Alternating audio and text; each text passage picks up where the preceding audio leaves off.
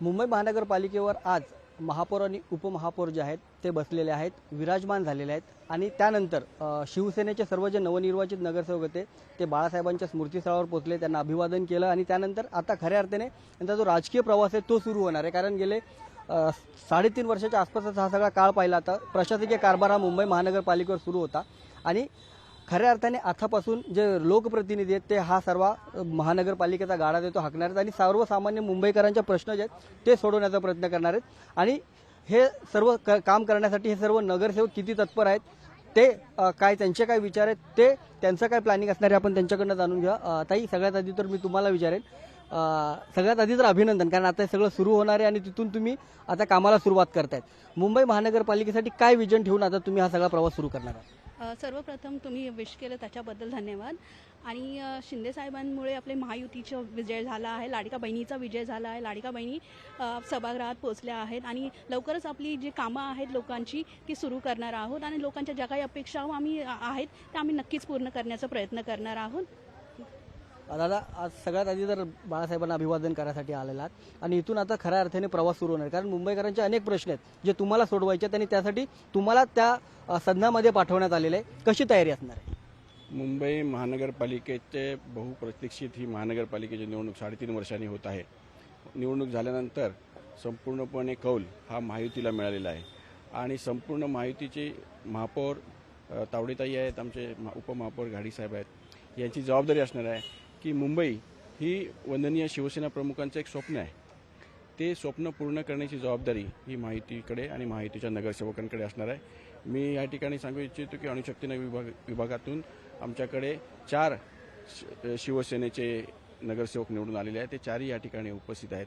आम्ही शेवाळे साहेबांच्या नेतृत्वामध्ये, शेवाळे वहिनींच्या नेतृत्वामध्ये हे 4ही नगरसेवक या ठिकाणी निवडून आणलेले आहेत आणि त्यांच्या माध्यमातून संपूर्ण अणुशक्ती नगर विभागाचा हा भविष्यकाळामध्ये विकास होणार आहे।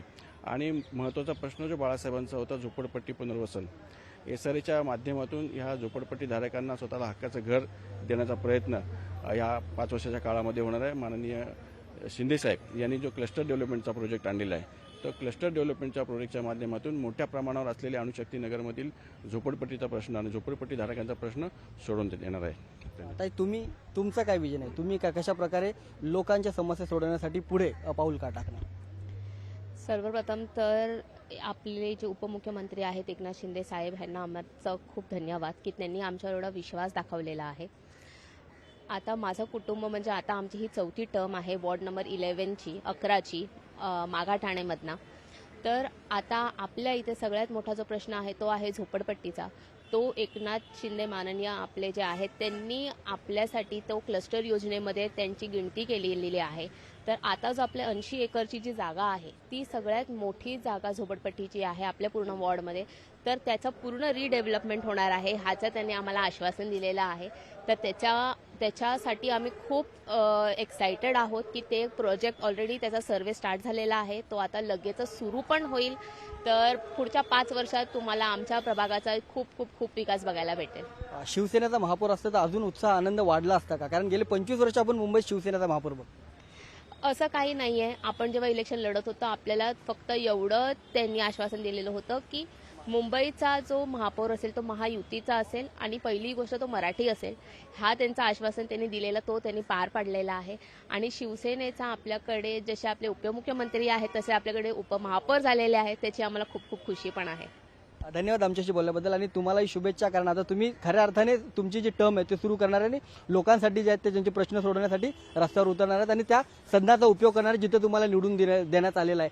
आता नक्कीच हे सर्व नवनिर्वाचित नगरसेवक बाळासाहेबांच्या या स्मृतीस्थळावर पोहोचले, तिथे त्यांनी अभिवादन केलं आणि खऱ्या अर्थाने कामाची सुरुवात जी आहे ती आजपासून आणि इथून केल्याची भावना या सर्व नगरसेवकांच्या मनामध्ये असलेली आपल्याला पाहायला मिळाली।